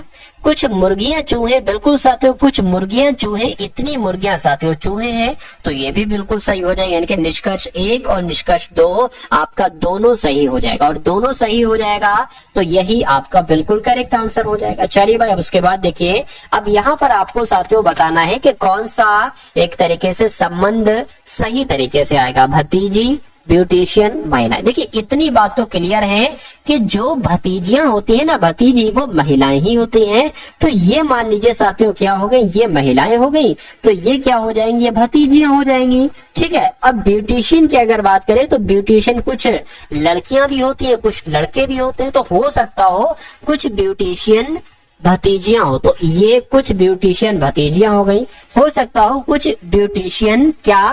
ब्यूटिशियन महिलाएं हो, लेकिन हो ये भी सकता है कुछ ब्यूटिशियन साथियों पुरुष हो। तो कुल मिला के ऐसा आरेख बनेगा, और ऐसा आरेख क्या यहाँ पर बना है, नहीं यहाँ पर बना है, नहीं यहाँ पर बना, नहीं यहाँ पर बना है। तो आपका राइट आंसर किस ऑप्शन के साथ जाएगा, मैं कहूंगा ऑप्शन नंबर सी के साथ जाएगा। चलिए भाई अब उसके बाद देखिए, नेक्स्ट नंबर का सवाल है। इस सवाल को देखिए और आपको बताना है कि आपका राइट आंसर क्या होगा। ओ है ये खाली जगह, के एम फिर खाली जगह, फिर खाली जगह, के एम के बाद खाली जगह है, ओ पी के है, फिर खाली जगह है, फिर ए ओ है, फिर खाली जगह एम ए है। तो कभी भी अगर आपके सामने ऐसा सवाल आ जाए तो मैं आपको सिर्फ एक कॉन्सेप्ट बताता हूं इसका, उस एक कॉन्सेप्ट को साथों आपको ट्राई करना है और आंसर आपका बहुत आसानी से आ जाएगा। भले 1 सेकंड ज्यादा लगे लेकिन जो रिजल्ट आएगा ना वो बिल्कुल सही आएगा। सबसे पहले आपको इसको काउंट कर लेना है, 1 2 3 4 5 6 7 8 9 10 11 12 13 14 15। अब 15 यहाँ पर आ रहा है तो या तो हो सकता हो 3 का पेयर बने या 5 का पेयर बने, तो 3 का तो साथियों पॉसिबल नहीं लग रहा है, तो साथियों 5 का पेयर बना लेते हैं। यहाँ पर 1 2 3 4 5 ये अलग हो गया, 1 2 3 4 5 ये अलग हो गया और 1 2 3 4 5 ये अलग हो गया। आप यहाँ पर देख रहे हैं कि सबसे, ठीक है ना, सबके शुरू में ओ आ रहा है, यहाँ पर भी ओ, यहाँ पर भी शुरू में ओ, यहाँ पर भी शुरू में ओ। आप देख रहे हैं कि अंत में ए आ रहा है, यहाँ पर ए, यहाँ पर ए, तो यहाँ पर भी ए आ जाएगा। आप देख रहे हैं अंत में के एम ए आ रहा है तो के यहाँ पर आ जाएगा, के एम ए ये हो गया, के एम ये हो गया और के एम यहाँ पर आ जाएगा। अब तो हमें पूरा मिल गया है ओपी के एम ए, तो ओ पी के एम ए, ओ पी के एम ए। तो अब आपको अगला कंटेंट, ये अगला कदम ये आपको उठाना है साथियों कि आपने अपने पेन से क्या क्या लिखा है। आपने पी लिखा है, आपने ए लिखा है, आपने एम लिखा है, आपने पी लिखा है, आपने के लिखा है। तो अब आपको देख लेना है कि ऐसा कौन से ऑप्शन में लिखा हुआ है। मैं कहूंगा ऐसा तो ऑप्शन नंबर बी में लिखा हुआ है, तो इस प्रकार आपका आंसर जाएगा ऑप्शन नंबर बी के साथ। भाई बहुत बढ़िया, वेरी गुड क्लास। चलिए साथ उसके बाद देखिए कह रहे कि एक निश्चित कूट भाषा में, क्या एक निश्चित कूट भाषा में RAT को 39 लिखा जाता है, DOG को 26 लिखा जाता है और YAK को क्या लिखा जा सकता है साथियों। बस इतनी सी बात आपसे यहाँ पर पूछी जा रही। देखिए मुझे ऐसा लग रहा है कि अगर हम R 18 पर होता है, A 1 पर होता है, A 20 पर होता है, इनको जोड़ दे क्या 39 आएगा। देखिए जरा बिल्कुल 39 आएगा।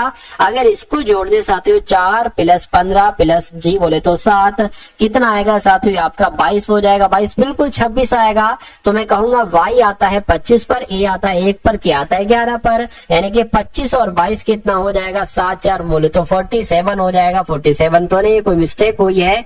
जरा देखिए साथियों Y किस पर आता है 25 पर आता है, A 1 पर आता है, यानी कि 26 और 11 कितने हो जाएंगे, तो ये 7 हो गए। अच्छा ये 3 हो गए, तो मैंने एक एक्स्ट्रा पता नहीं कैसे जोड़ दिया, क्या मिस्टेक करी मैंने, देखिए जरा।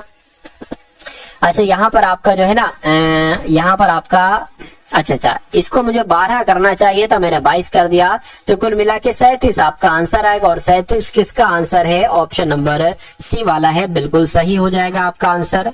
अब उसके बाद देखिए साथियों आपके सामने अब मैथ के क्वेश्चन यहाँ पर शुरू हो चुके हैं। सभी साथियों एकदम टॉप लेवल के सभी क्वेश्चंस हैं। तो इन 10 सवालों को देखेंगे, बहुत अधिक नहीं, इन 10 सवालों को साथियों देखेंगे और मेरा मानना है कि पूरी मैथ के सबसे टॉप लेवल के ये 10 सवाल होंगे। कहने के एक निर्माता ने एक वस्तु पर 1400 रुपए का, क्या साथियों 1400 रुपए का मूल्य अंकित किया, यानी कि एक वस्तु कितने की उसके ऊपर मूल्य लिखा हुआ है 1400 रुपए, उसके ऊपर साथियों मूल्य लिखा हुआ, इतनी बात क्लियर है, बिल्कुल क्लियर है। उसके बाद साथियों क्या कहा गया है, उसके बाद कहा गया है कि एक खुदरा विक्रेता इसको 25% की छूट पर इसको बेचता है, जिसने इसे बेचकर 12% का लाभ अर्जित किया है, यानी कि और खुदरा विक्रेता ने वस्तु को किस मूल्य पर बेचा है, आपसे पूछा जाए। देखिए सबसे पहले यहाँ पर बात की गई है कि अगर 1400 रुपए किसी पर लिखे हैं और 25% की छूट दी जा रही है, यानी कि उसको 75% में बेचा जा रहा है, तो इसको जरा साथियों चेक कीजिए। यहाँ पर क्या आ जाएगा साथियों, 4 3 12 आ जाएगा, ठीक है ना, 2 चला जाएगा, 4 5 20 हो जाएगा, 350 आ जाएगा, 350 की गुणा अगर साथियों 3 से करते हैं तो कितना आ जाएगा साथियों 1050 आ जाएगा। यानी कि कहने का मतलब यह है कि जब 1400 रुपए की वस्तु को 25% छूट के साथ बेचा जाता है तो वो 1050 की बिकती है, लेकिन कह रहे हैं कि जिसने इसे बेचकर 12% का लाभ अर्जित किया, यानी कि अब जो है ना, अब इस पर साथियों 12% का लाभ लिया जा रहा है, तो इसको 112% में बेचा जा रहा है। तो बस इसको कैलकुलेट कर लो, आपका आंसर आ जाएगा। तो खुदरा विक्रेता ने वस्तु को किस मूल्य पर बेचा है साथियों बता देंगे। 0 से ये 0 कैंसिल हो जाएगा, 5 दूना 10, 5 एकम 5 हो जाएगा, 5 दूना 10 हो जाएगा, 2 से कट करे साथियों 2 पंजे 10, 2 छंग 12, यानी कि 21 गुणा 56 की साथियों कर लो, 21 गुणा ठीक है। 56 गुणा 21 आपने यहाँ पर कर लिया, यहाँ पर आ जाएगा 6 दूना 12 आपका आ जाएगा, 5 दूना 10 और आपका 11 आ जाएगा, यानी कि 6 आ गया, 7 आ गया, 1 आ गया। तो मैं कहूंगा साथियों 1176 आपका यहाँ पर बिल्कुल करेक्ट आंसर हो जाएगा। और जिनका भी आंसर यहाँ पर ऑप्शन नंबर सी है, मैं कहूंगा बिल्कुल आपका आंसर करेक्ट है। चलिए भाई, अब उसके बाद देख लीजिए नेक्स्ट नंबर का सवाल है। ये क्वेश्चन भी साथियों बहुत इंपॉर्टेंट है आपके लिए। चलिए अब यहाँ पर अगर बात करें कि 12 मीटर 15 मीटर 20 मीटर की विमाओं वाले एक कमरे की, यानी कि एक कमरा है साथियों, क्या है, एक कमरा है और उस कमरे की विमाओं की बात चल रही है। 12 15 20 विमाओं वाला एक कमरा है, यानी कि इस कमरे की 4 दीवारों पर 2 मीटर स्क्वायर, क्या साथियों, 2 रुपए मीटर प्रति स्क्वायर की दर से पुताई करानी जानी है।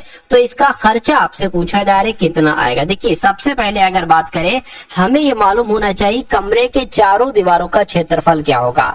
हमको क्या मालूम होना चाहिए कि उस कमरे के चारों दीवारों का, क्या साथियों, चारों दीवारों का क्षेत्रफल क्या होगा। तो इसका सूत्र क्या है साथियों, मैं आपको बतला देता हूं। ठीक है, 2 ब्रैकेट में हो जाएगा L + B और गुणा में हो जाएगा H, ये H हो जाएगा ऊंचाई, ये हो जाएगा चौड़ाई, ये हो जाएगा लंबाई। और लंबाई चौड़ाई ऊंचाई यहाँ पर आपको दे रखी है। तो साथियों क्षेत्रफल तो कमरे के चारों दीवारों का क्षेत्रफल आपको बहुत आसानी से मिल जाएगा। L + B यानी कि 15, 12 गुणा 15 हो जाएगा, 12 + 15 हो जाएगा और गुणा क्या हो जाएगा, 20 हो जाएगा। यानी कि ये कितना आ जाएगा साथियों, ये आपका 27 आ जाएगा। और 27 आ जाएगा, 27 दूना कितना हो जाएगा, 27 गुणा 2 गुणा 20 आपका ये आ जाएगा। चलिए तो 27 दूना आपका साथियों कितना आ जाएगा, 54 आ जाएगा। ठीक है ना, 54 की गुणा आपको साथियों 2 से कर देनी, 4 दूना 8 आ गया, 5 दूना 10 आ गया और 0 का 0 आ गया। यानी कि मैं कहूंगा 1080 क्या निकलेगा, 1080 पुताई के लिए ये आपका, देखिए ये चारों दीवारों का क्षेत्रफल निकलेगा। आप कह रहे हैं कि अगर 1 मीटर पर 2 रुपए का खर्चा आता है तो 1000, ये यहाँ पर 1080 मीटर है, ठीक है, क्षेत्रफल। तो इसका कह रहे हैं कि इसका पुताई का खर्च कितना आएगा। तो साथियों 1080 मीटर पर पुताई करना है, ठीक है, और 2 रुपए हर मीटर के लिए ले रहे हैं। तो कितना खर्चा आएगा, इसकी गुणा कर दो, 0 आ गया, 8 दूना 16 आ गया, 2 एकम 2 आ गया। मैं कहूंगा 2160 का खर्चा आएगा। और 2160 कौन से ऑप्शन में है, ऑप्शन नंबर डी वाले में है। तो जिनका भी आंसर साथियों यहाँ पर ऑप्शन नंबर डी है, मैं कहूंगा आंसर आपका यहाँ पर बिल्कुल करेक्ट हो जाएगा। चलिए भाई, अब उसके बाद देख लीजिए नेक्स्ट नंबर का सवाल है आपके स्क्रीन पर, देखिए और बताइए कि सवाल का जवाब आपका यहाँ पर किस ऑप्शन के साथ जा सकता है और क्या आपका राइट आंसर हो सकता है। चलिए तो यहाँ पर अगर साथियों हम लोग बात करेंगे स्थान ए से स्थान बी के ट्रेन और बस के किराए का अनुपात। देखिए 2 जगह है, एक स्थान ए से स्थान बी तक है। अगर साथियों यहाँ पर ट्रेन की बात चल रही है और बस की बात चल रही है, यानी कि ट्रेन और बस के किराए का अनुपात, यानी कि अगर साथियों ट्रेन का खर्चा 3 है तो साथियों बस का खर्चा 5 है। कह रहे कि यदि ट्रेन का किराया 15% बढ़ जाता है और बस का किराया 10% बढ़ जाता है तो ट्रेन और बस के नए किरायों का अनुपात क्या होगा। ये क्वेश्चन बहुत इंपॉर्टेंट है। देखिए यहाँ पर 15%, हमें 3 का 15% निकालेंगे तो थोड़ा सा मुश्किल पड़ेगा। अगर हम 30 यहाँ पर 30 कर लेते हैं, इसको 50 कर लेते हैं, तब भी थोड़ा सा मुश्किल पड़ेगा 15% निकालना। लेकिन अगर हम इसको 3 की जगह पर 300 और 5 की जगह पर इसको 500 कर लेते हैं और फिर कहते हैं कि भैया 300 का, यानी कि इस 3 का ट्रेन का किराया 15% बढ़ जाता है तो इसका 115 निकाल लीजिए। अच्छा इसका एक काम करिए साथियों, 15% पहले आप इसका निकाल लीजिए। तो 2 0 से 2 0 कैंसिल हो गया, 15 3 45 हो जाएगा। यानी कि पहले 300 था, अब 45 उसमें बढ़ जाता है। तो साथियों 345 अब खर्च हो जाता है ट्रेन का। और कहने के बस का किराया 10% बढ़ जाता है तो 500 का 10% कितना होगा, 50 होगा, यानी कि 550 हो जाएगा। तो कहने के इनका अनुपात आपसे पूछा जा रहा है। अरे भाई वही तो कर, तो ट्रेन का और बस के नए किराए का अनुपात, तो यहाँ से 5 से 7 तो इसको कैंसिल कर लीजिए। 5 सते 5 छंग कितना हो जाएगा, 30 हो जाएगा, 4 बचेगा, 5 टीम आपका 45 हो जाएगा। और ये 5 एकम 5, 5 एकम 5, 0 आ जाएगा, यानी कि 69/110 ये आपका राइट आंसर हो जाएगा। और अब इस साथियों सिंप्लीफिकेशन के क्वेश्चन को एक बार देख लीजिए। कह रहे 2 भाग ब्रैकेट में -6 ब्रैकेट ऑफ भाग 2 गुणा 3 ब्रैकेट ऑफ गुणा 3 -1। अब इसको साथियों आपको सॉल्व करना है। देखिए सबसे पहले यहाँ पर आपको भाग दिख रहा है ना, तो जब अगर -6 भाग 2, इसको साथियों भाग 2 ऐसे कर सकते हैं, 3 एकम 3, 3 2 3 कितना हो गया 6 हो गया। तो इस पूरे की जगह पर साथियों में क्या लिख सकता हूँ -3 लिख सकता हूँ। बिल्कुल -3 गुणा 3, इतनी बात क्लियर है, बिल्कुल क्लियर है। अब देखिए साथियों अब यहाँ पर क्या हो जाएगा, ये 3 3 9 हो जाएगा, बिल्कुल 3 3 9 हो जाएगा। अब माइनस का 9 आ गया और ये भाग 2 है, यानी कि 2 भाग हो गया, इतनी बात क्लियर है। अब आपको भी पता है साथियों 2 भाग 9 है, तो साथियों इसको मैं ऐसे लिख सकता हूं, इसको मैं ऐसे लिख सकता हूं, बिल्कुल। अब यहां पर क्या है साथियों, गुणा 3 है, गुणा 3 -1 है, -1 आ गया। इसको अगर कैंसिल करो मैं साथियों 3 एकम 3, 3 3 9, यानी कि 2/3 माइनस का, और यहाँ पर क्या आ जाएगा 1 आ जाएगा, इतनी बात क्लियर है। माइनस का 2/3 -1 है। अब इसको साथियों आप कैलकुलेट करा लीजिए, 2 एकम 2 हो जाएगा, यहाँ से 2 आ गया। और यहाँ पर अगर साथियों बात करते हैं 3 एकम 3 आ गया, ये साथियों यहाँ पर आपका 3 आ जाएगा, ठीक है ना, यहाँ पर 3 आ जाएगा आपका। चलिए और बटे में साथियों क्या हो जाएगी, ये 3 माइनस का, ये 3 माइनस का हो जाएगा। लेकिन यहाँ पर एक बात आप क्लियर करिएगा, ये 3 की गुणा इस माइनस के 1 से होगी, माइनस के 3 की गुणा, तो ये प्लस में बदल जाएगा। लेकिन ये तो साथियों माइनस का ही रहेगा, -3, ठीक है। तो यहाँ पर क्या आ जाएगा 5/3 आ जाएगा, इसको हम माइनस का कह सकते हैं। तो 5/3 आंसर होना चाहिए, लेकिन -5/3 आंसर नहीं है। तो इसको साथियों हम ऐसे भी कर सकते हैं, 3 यहाँ पर आ गया, ठीक है, 3 एकम 3 हो गया, बचा 2 यहाँ पर, यानी कि 1 सही 2/3 आपका आंसर हो जाएगा। लेकिन माइनस का 1 सही 2/3, तो माइनस का 1 सही 2/3 कहां पर लिखा हुआ है, ऑप्शन नंबर बी में लिखा हुआ है, सॉरी ऑप्शन नंबर सी में लिखा हुआ है। तो ये आपका बिल्कुल करेक्ट आंसर हो जाएगा। उसके बाद देख लीजिए नेक्स्ट नंबर का साथियों सवाल है आपकी स्क्रीन पर, देखिए इस सवाल को और मुझे बता दीजिए कि आपका राइट आंसर यहाँ पर क्या होगा, ठीक है ना। देखिए साथियों क्वेश्चंस की जब हम बात करते हैं तो क्वेश्चन को आपको बहुत अच्छे तरीके से समझना होता है, और साथियों क्वेश्चंस को बहुत अच्छे तरीके से समझकर उसका जवाब देना होता है।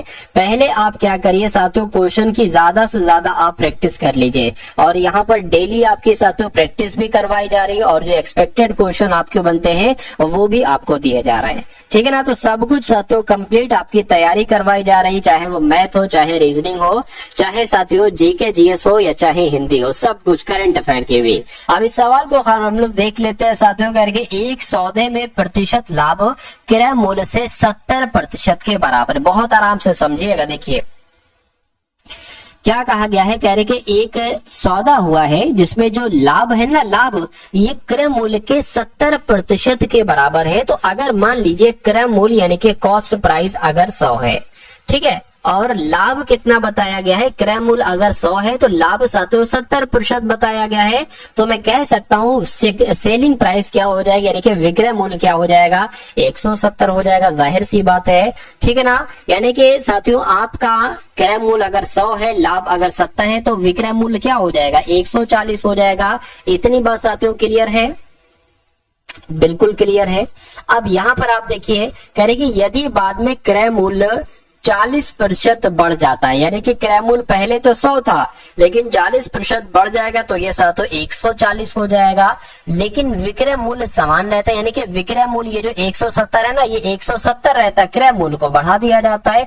तो लाभ कितना होगा, तो लाभ की अगर बात करें साथियों, यहाँ पर आप देख पा रहे हैं 170 में से 140 जाएगा, कितना लाभ हुआ है, तो मैं कहूंगा साथियों एक तरीके से 30 बड़ा है, ठीक है ना। अरे भाई 50 60 70 30 बड़ा है, ठीक है। तो 30 को प्रतिशत में बदल लीजिए, 140 नीचे आ जाएगा, इस 0 से आपका ये 0 कैंसिल हो जाएगा, ये 50 आ जाएगा, ये 7 आ जाएगा, यानी कि 3 पंजे कितना हो जाएगा 15, 150 बटे ये 7 आपका आ गया। इसको कैलकुलेट कर लीजिए, 7 दूना 14 हो गया, ठीक, 1 जाएगा, 7 एकम 7 हो गया, 3 बचेगा, पॉइंट लगाए, 0 बड़ा 7 चौक 28 हो गया, यानी कि मैं कह सकता हूँ 21.4, क्या 21.4। और अगर और इसको कट करें साथियों तो यहाँ पर 3 आ जाएगा, ठीक है ना। यहाँ पर क्या आ जाएगा साथियों 3 आ जाएगा। तो अब आपसे कहा यह गया था कि तो दोनों प्रतिशत लाभों का अंतर क्या होगा।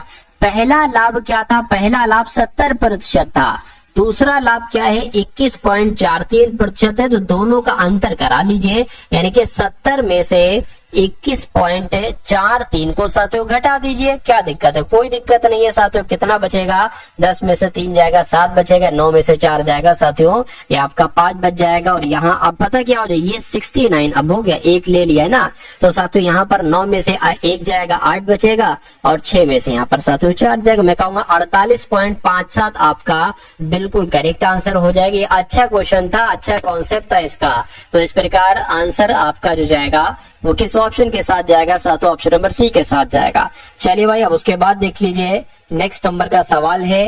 देखिए सवाल को और बताइए कि आपका राइट आंसर यहाँ पर किस ऑप्शन के साथ जा सकता है। कह रहे कि एक दुकानदार एक रेफ्रिजरेटर के अंकित मूल्य पर 12% की शुरुआती छूट देता है, रियासती मूल्य पर 17% की छूट देता है।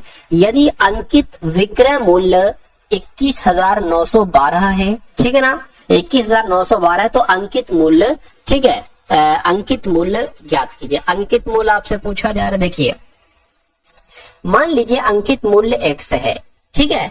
अब इस x मूल्य पर मान लीजिए अंकित मूल्य x है, इस पर 2 छूटें दी जाती है। एक तो 12% की जब छूट दी जाएगी, यानी कि इसको 88% में बेचा जाएगा। उसके बाद एक छूट और दी जा रही है 17% की, यानी कि इसको 83% में बेचा जाएगा। जब ये 2 छूटें दी जाती हैं तो इसका मूल्य कितना हो जाता है, 21,912 हो जाता है। ये पूरा सवाल में साथियों कहा गया है।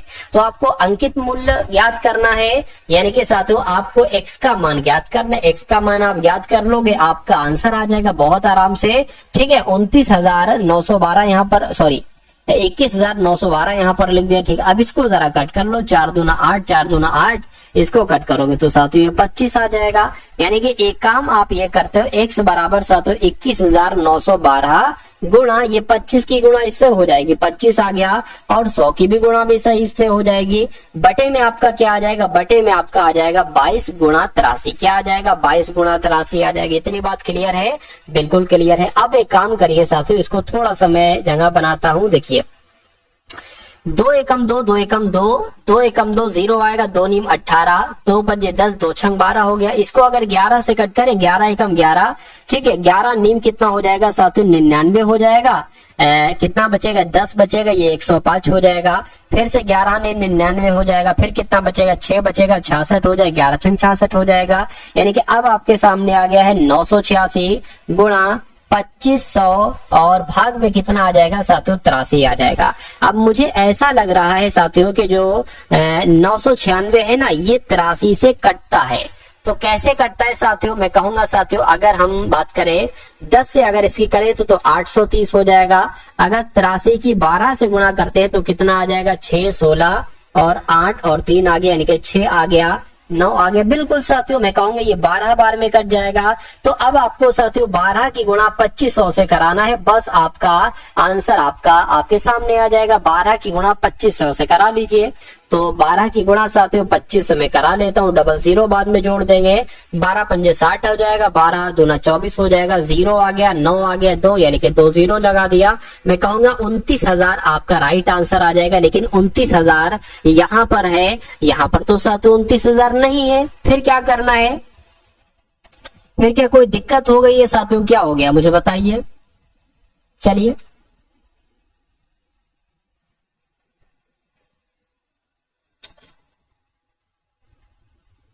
तो देख लेते हैं साथियों दिक्कत कहां पर हो गई। देखिए मुझे लग रहा है साथियों इस गुणा में दिक्कत कहीं पर हो गई, तो इसको एक बार और चेक कर लेते हैं। देखिए यहां पर अगर बात करें, इसको हटाता हूं मैं, 12 की गुणा 2500 से करना थी तो 12 गुणा 25 कर लिया।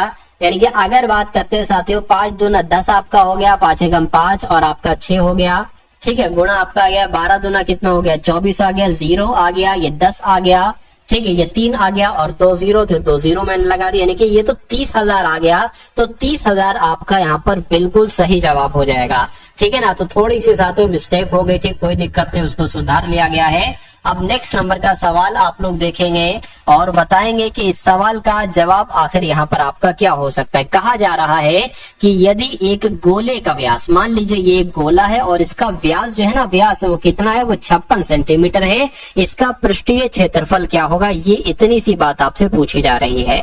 तो गोले का पृष्ठीय क्षेत्रफल का सूत्र पता क्या होता है? गोले के पृष्ठीय क्षेत्रफल का सूत्र होता है साथियों 4 पाई आर स्क्वायर। तो साथियों 4 की जगह पर 4 आ जाएगा, पाई का मान साथियों 22/7 है, आर कितना है, अब देखिए ये 56 व्यास है, व्यास का आधा होता है, व्यास का आधा साथियों त्रिज्या होता है, तो इसका आधा कितना हो जाएगा साथियों 2 और 8 यानी कि 28 हो जाएगा। तो 28 गुणा 28 आपका यहाँ पर आ जाएगा, 7 एकम 7, 7 चौक आपका 28 हो जाएगा।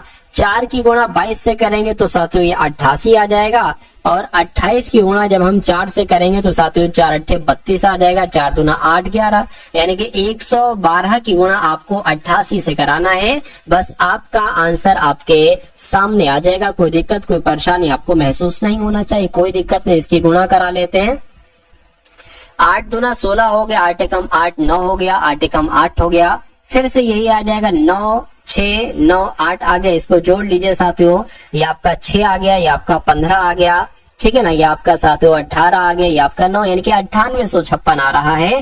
तो 9856 कौन से ऑप्शन में है? मैं कहूंगा ऑप्शन नंबर ए वाले में है। तो जिनका भी आंसर यहाँ पर ऑप्शन नंबर ए के साथ है, मैं कहूंगा बिल्कुल करेक्ट आपका आंसर। अब उसके बाद देखिए आज की इस वीडियो का अंतिम क्वेश्चन है, और ये क्वेश्चन बहुत ध्यान से आपको करना है। क्या इस क्वेश्चन की अगर बात करें ना साथियों, बहुत ध्यान से सवाल को करना है, यानी कि दो संख्याओं का अनुपात 5:9 है, ठीक है ना, दो संख्याओं का अनुपात कितना है? 5:9 है। यदि उनका महत्तम समावर्तक साथियों कितना है? 14 है, ठीक है ना, तो उनका लघुत्तम समावर्तक कितना होगा? इतनी सी बात आपसे यहाँ पर पूछी जा रही है। देखिए और मुझे बताइए राइट आंसर आपका यहाँ पर क्या हो सकता है। चलिए भाई देखिए, अगर हम इसको साथियों करें कि अगर हम साथियों अनुपात की महत्तम समावर्तक से गुणा कराते हैं तो दोनों संख्याएं हमें मिल जाती हैं।